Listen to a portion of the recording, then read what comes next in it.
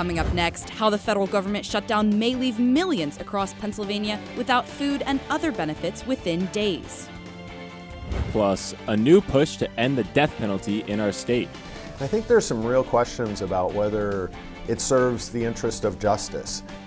And meet the Penn State student collecting thousands of shoes for those in need. There were kids walking across streets, dirt and debris everywhere, no socks or shoes. The Center County Report starts now.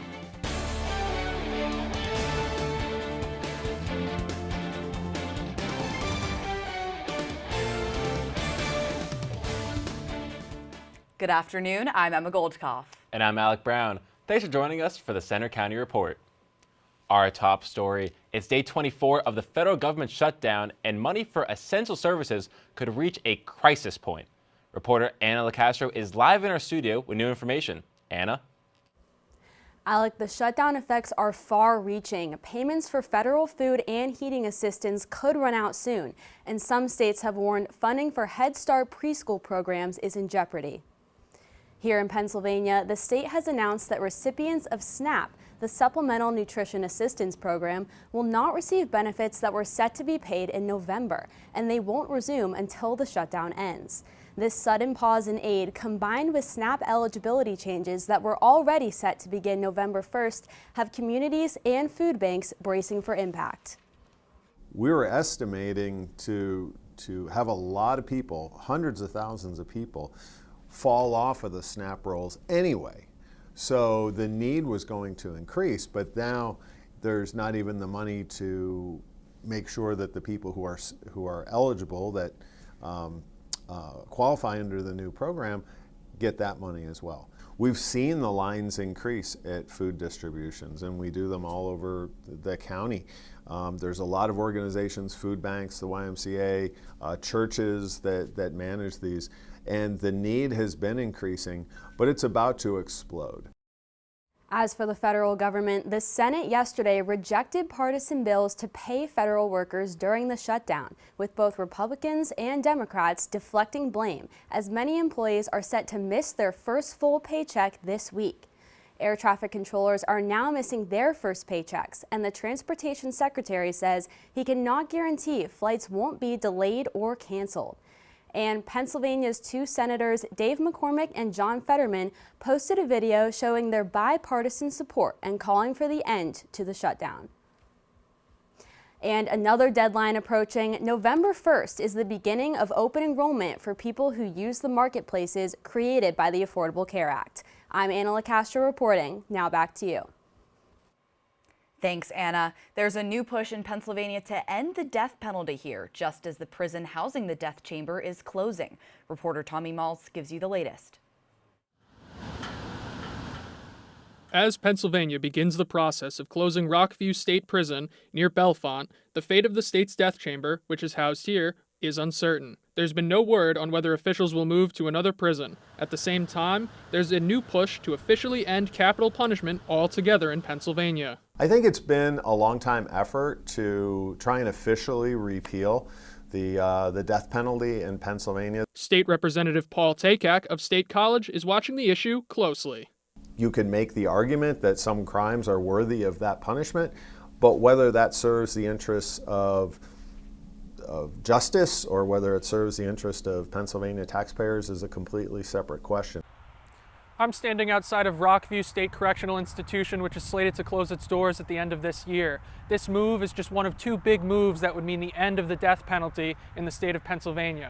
A new bill introduced in the State House would end Pennsylvania's use of the death penalty, but in practical terms, the state hasn't executed anyone since 1999. Our Auditor General has said in the past that it's cost Pennsylvanians over $1 billion to maintain folks on death row and with all the appeals and everything else. And I think there's some real questions about whether it serves the interest of justice.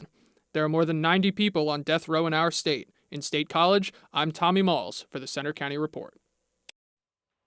The Department of Corrections says more than 600 Rockview employees are being offered jobs at SCI Benner and SCI Smithfield when Rockview closes in the coming months. Governor Josh Shapiro is releasing a memoir in January. The book is called Where We Keep the Light, Stories from a Life of Service. The publisher says it's scheduled to be released January 27th. It'll include everything from the fire at his Harrisburg governor's mansion to his political rise as a prominent national Democrat. According to the publisher, Shapiro will share powerful stories about his family, faith, and his political career. There's new information today on a controversy involving a college newspaper. Indiana University in Bloomington has created a task force on the independence and sustainability of the student paper there. That's after administrators cut print editions and fired the media director. He refused to keep news stories out of a homecoming edition. Student journalists at Penn State's paper, The Daily Collegian, hope Indiana students continue to report with integrity. I think it tells student journalists that if they don't comply with university demands, they will face consequences. And I really hope that those students at Indiana continue to report with journalistic integrity and rigor. The Daily Collegian cites its editorial independence from the university, although it does receive funding from Penn State. A State College story is cleaning up after a crash left people there stunned. A car crashed into the Trader Joe's on Patriot Lane yesterday. You can see it smashed into the glass front entrance of the store. There's no word on a cause of the accident. An employee says no one was hurt. Shavers Creek Environmental Center is closing to the public from Monday until early winter. The center in Huntington County plans to use the time to expand on its parking lot size and do other maintenance projects. The goal is to increase the number of visitors without affecting the surrounding wildlife. And Clearwater Conservancy is nearing its almost $900,000 goal to protect the land of a farm in Harris Township. Hess Farm is home to Roaring Run, which is part of the Slab Cabin Run tributary. Clearwater has been working toward conservation for the farm since 2018, with goals centered around groundwater protection. This will be the latest move in their Slab Cabin Run initiative, focused on ensuring a reliable, clean water supply. Being able to conserve the land and sort of determine what happens with it long term is really important to being able to protect that drinking water source from threats. Clearwater also asked Harris Township and the borough to consider contributing money to the project. For the first time ever, a library in downtown State College hosted an event to help the disabled. Mike Landis reports. Resources, support, and opportunities. An afternoon full of connecting people with physical and cognitive disabilities. State Representative Paul Takak's team hosted their first ever Accessibility Resource Fair at Schlow Library in State College. The event featured local organizations, interactive games, and a guest speaker who shared her struggles with disabilities. Takak talked about how it all came together. And I gotta say, the genesis of the idea came from our interns. Every year we have a couple of interns join us, usually from Penn State, and they do a capstone project. And they had a really great idea. The fair offered resources and connections from support services and employers. They had advice and information about the opportunities available to help people with disabilities thrive. While many local organizations and support services here at the inaugural event provide an opportunity for members of the community, it also spreads awareness outside the county and gives those with disabilities an opportunity to feel more supported in their day-to-day lives, whether it's as a student or in their field of work. Rasha Wakeil is an intern in Takak's office. She worked the event and said resources like those showcased here can help people like her sister. As someone who has a nonverbal sister with autism, a lot of the resources were stuff that we had to find out on our own, and so putting on an event like this for people to easily have these resources available to them and know that they exist is something that's really important. On a local level, there's a lot available. Some of the resources that we have are the Learning Garden, so it's sort of a organization where it gets together people with disabilities to do fun gardening activities. After a successful first event, the hope is for this fair to become an annual tradition. In State College, I'm Michael Landis for the Center County Report. Accessibility resource information is also available in Takak's local office. Well, Alec, it sure has felt like fall this week, but what's on its way this weekend? We check the forecast coming up. And police are warning against a scam making the rounds. Plus, coming up on the Center County Report, I had the opportunity to interview a freshman here at Penn State who has donated over 50,000 pairs of shoes just like these to kids in need.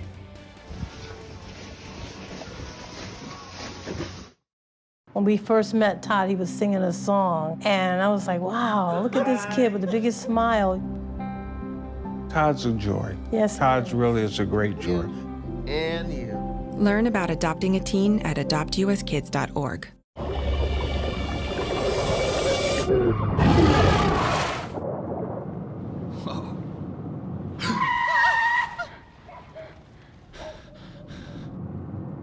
Eyes forward. Don't drive distracted. Children are the greatest joy and our best hope for a better future.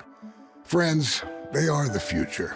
But did you know that millions of kids are facing hunger every day? Food is not just food. It's energy, health, confidence, hope, and even love. Yes, love. Thank you! Learn more about how No Kid Hungry is helping end child hunger in America at helpnokidhungry.org.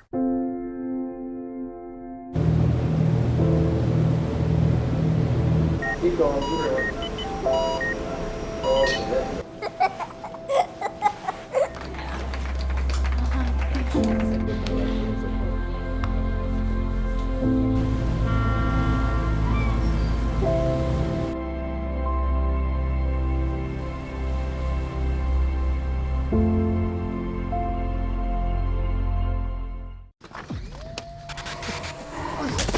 Multiple studies have shown that marijuana can slow both driver reaction and response time, which can be really dangerous. He's here. He's here. Wait. What? I can't drive. Why? I'm high. Oh.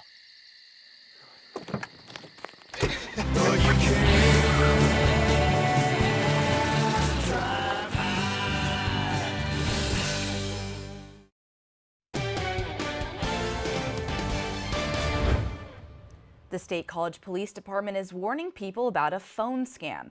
It involves a caller claiming they're a police officer and saying you missed a court hearing and must call back immediately to avoid arrest. But the callback number is not associated with the department. Authorities remind you that law enforcement agencies will never ask for payment to avoid jail. Have you ever had an extra pair of shoes sitting around your house? One State College student has a solution for turning your clutter into something good. Nico Rodriguez is in the studio with the story. Nico? Thanks, Alec. I had the opportunity to talk with a Penn State freshman whose personal mission is to help others, one soul at a time. Let's take a look. Souls for Souls! Zach Miller is a Penn State freshman who, you might say, has an obsession with shoes, specifically donating them. My mom showed me this video on the Souls for Souls website. There were kids walking across streets, dirt and debris everywhere, no socks or shoes. At just 8 years old, Zach decided to help. It kind of hit me right away. I was like, first of all, I'm going to do this, but how is this fair? I have shoes, all different types of things. I have cleats for lacrosse. I had basketball shoes, sneakers, and these kids didn't even have one pair. So I decided that pretty much right there. I was only 8, but I was going to do something about it. Souls for Souls is a charity that provides shoes and clothing to people in crisis. Zach's family had made donations there before, and when he hit his teenage years, he was looking for a project for his bar mitzvah. He started asking friends and family for shoe donations. The project grew, and Zach started receiving boxes from Souls for Souls to put outside local businesses for more donations. The project took off more than he ever imagined. Souls for Souls and I were talking. We were like, we can do something big here. We can create a lot of change. So we put out a press release for 25,000 pairs, and I hit that in 2021. And then just last week or the week before, I hit 50,000 pairs of shoes, yeah. Zach attributes all of his success to his mom. My mom is my biggest support system. She's there all the time. She runs the storage unit we have right now, currently, while I'm here. Yeah, she's everything for me. What started as an idea at 8 years old has now turned into a lifelong passion project to help others. Although not actively donating shoes while here at Penn State, Zach does hope to start a shoe donation program in University Park. I'm Nico Rodriguez. Now let's check the weather.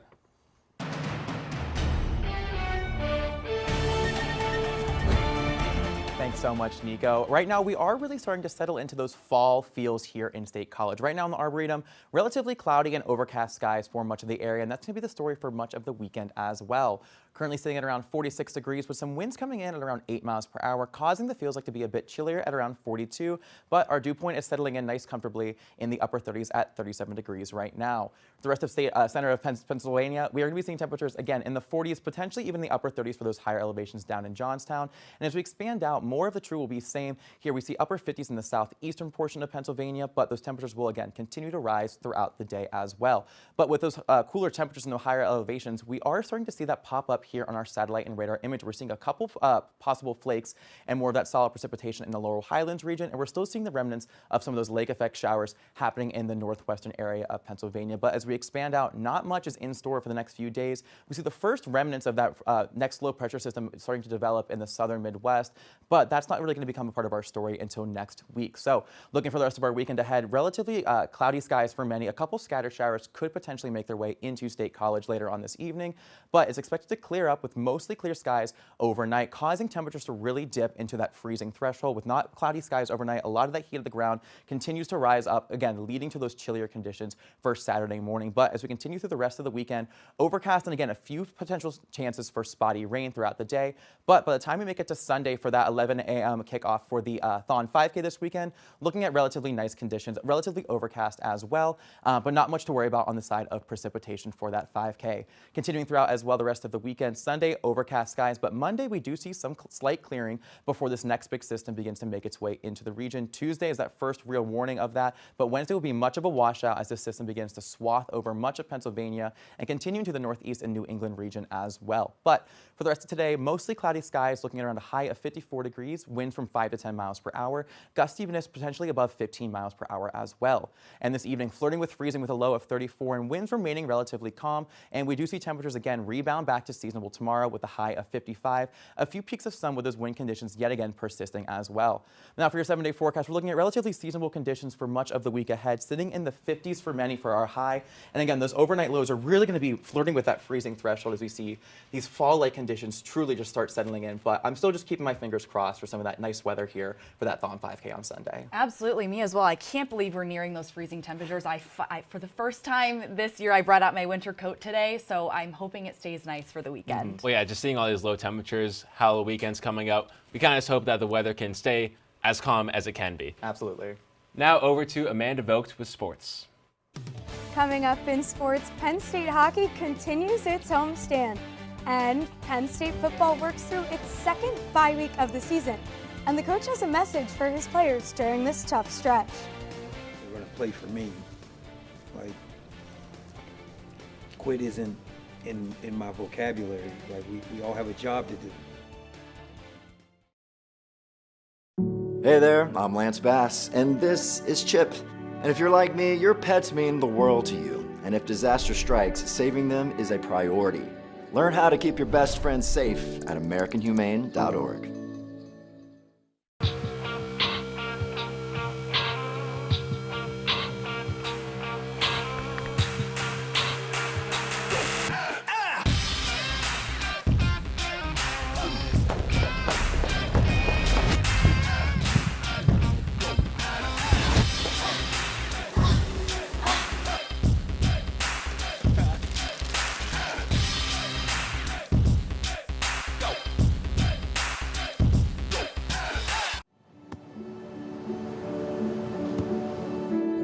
I don't remember how it started.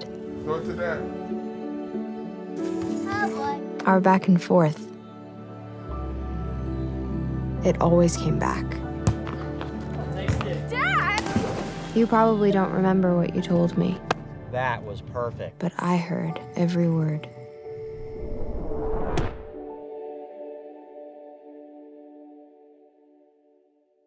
With Julia's autism, loud sounds can be too much. But she still loves to make music. Yeah. Play band.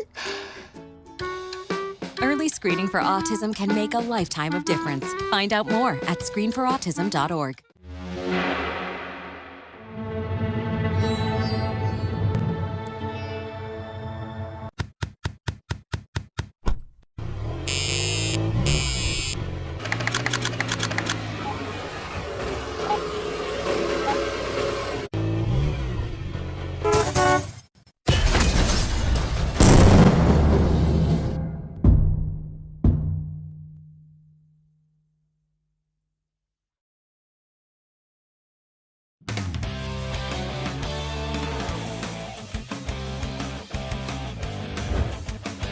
I'm Amanda Vogt with sports. Penn State football is in its second bye week of the season.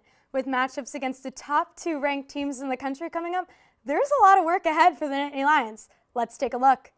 It's another quiet week at Beaver Stadium, but there's plenty for interim coach Terry Smith and the team to do in the Lash football building. This is a CEO job, and it's so much more than coaching guys on the football field. Andy Koltanicki, Penn State's embattled offensive coordinator, says recent changes and challenges add another layer to Penn State's unexpected season. To a lot of people, we're just a college football version of Keeping Up with the Kardashians. We're just a reality show, and people love the drama and the soap opera that evolves around college athletics.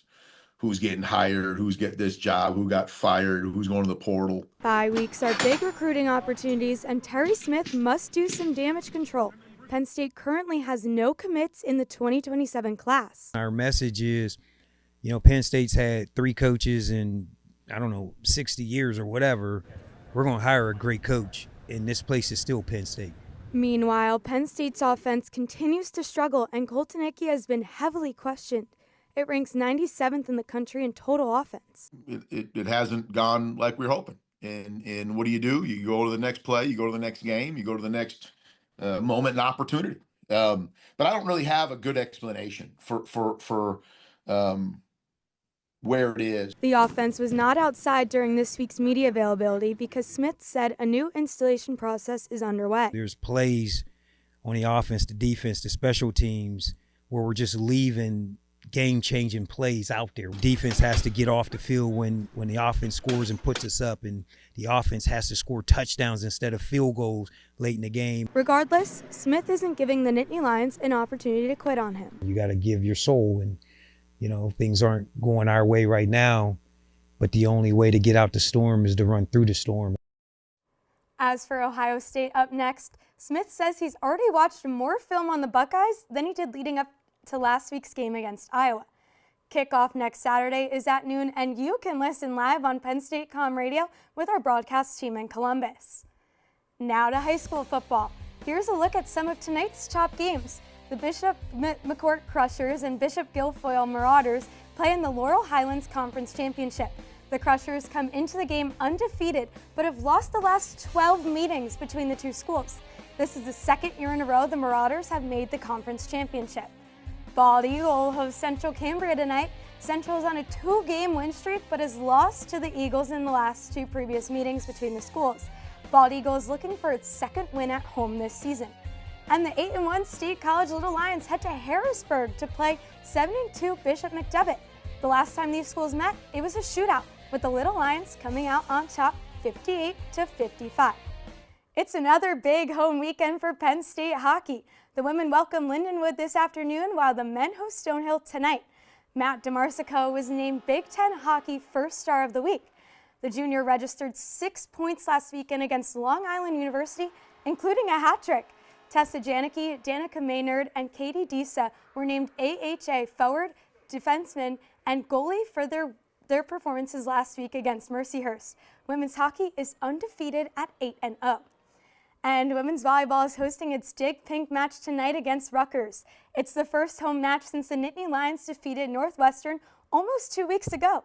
The team and fans have been wearing pink for a select October match since 2013 for Breast Cancer Awareness Month. This year, though, it means a whole lot more. Coach Katie Schumacher-Cawley battled and beat breast cancer last season. Proceeds from tonight's event go to the Side Out Foundation, which funds breast cancer research and programs. Now, that's all we have for sports today, but as for the hockey team, there are a lot more stars on this team than just Gavin McKenna.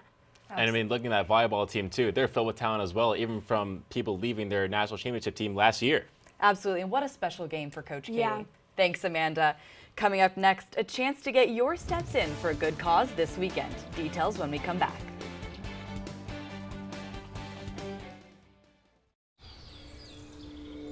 Hear that? That's the sound of your life. Perfectly imperfect. But every time you drive after drinking, the music gets drowned out. Your life sounds pretty great. Don't let a buzz ruin it. Buzzed driving is drunk driving. don't drive buzzed. There's been another deadly shooting at a local elementary school. According to authorities, the suspect acquired the gun from a family member's home before using it to take the lives of innocent children and teachers. Store your gun securely, locked, unloaded, and away from ammo. When it comes to disasters and emergencies, it's not a matter of if, but when. I'm relying on luck, but who knows if it'll be on my side. Let's prepare so we all have a better story to tell. Take control at ready.gov/olderadults. When I was 10, my mom got deported. We had a difficult time, and I feel that's why I didn't get to finish school. My husband is really supportive in a way that he pushed me to go back to school. She wants to have a career so her kids can look up to her. They both keep me motivated to go to school, and they see that if I do it, like, they can do it too, you know? I feel that everything's possible. Find free adult education classes near you at finishyourdiploma.org. For decades, I've taught you everything I know. How to safely build a fire, and how to control the flames. But I can only teach wildfire prevention. Only you can prevent wildfires.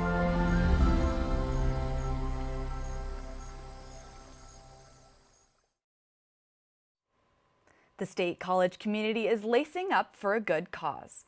The annual Thon 5K benefiting Four Diamonds is set for Sunday at 11 a.m. Events kick off with the kids race starting around 10:40. Participants can also enjoy live entertainment, food trucks, and a Thon merchandise sale. This year's theme is Inspire Every Step. I would say a significance of this theme is to signify the purpose and the hope and the drive that the 5K inspires. It's amazing to see all the runners with so much enthusiasm, so much spirit, passion for the cause. You can join the 5K from home by going to thon.org/livestream. The Penn State Dance Marathon is set for the weekend of February 20th, with money raised going to help childhood cancer patients and their families. Well, it's a good event for sure, and that's all for our today's newscast. We hope you'll join us Tuesday for our next local news update. But you can follow us anytime for breaking news on our Center County Report X. And you can see our stories on our Facebook page, Instagram, YouTube, and our website. Have a good weekend.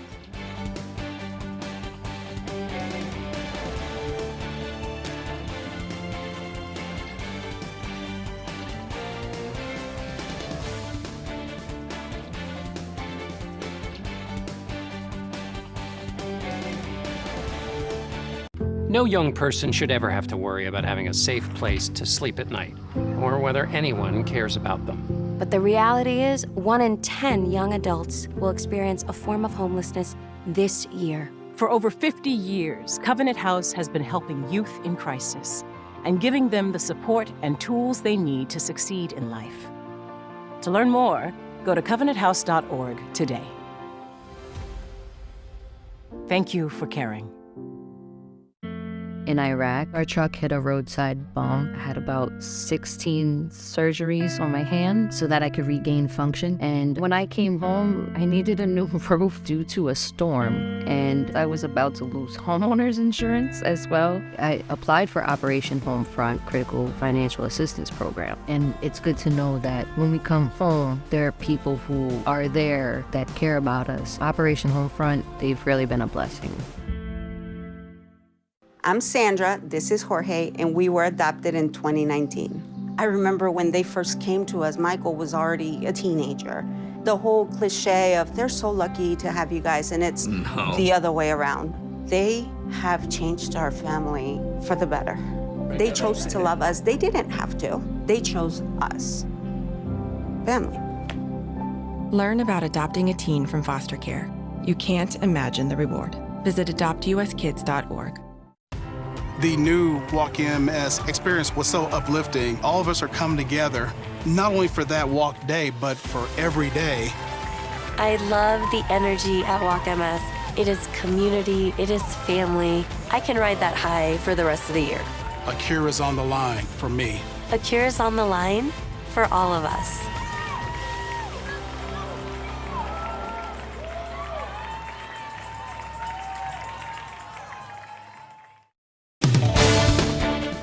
Coming up next, Pennsylvania's drought worsens, affecting farmers during one of their most important seasons. Plus, leaves are falling. Find out why some experts are encouraging you to leave them in your yard. Insects that live in that habitat, when we rake up our leaves, they are killed. They go away. And how the trade war is impacting a fun club in State College. One of the things you may or may not notice is there are a lot of empty boxes. That's only a result of tariffs and the way that's affecting us right now. The Center County Report starts now.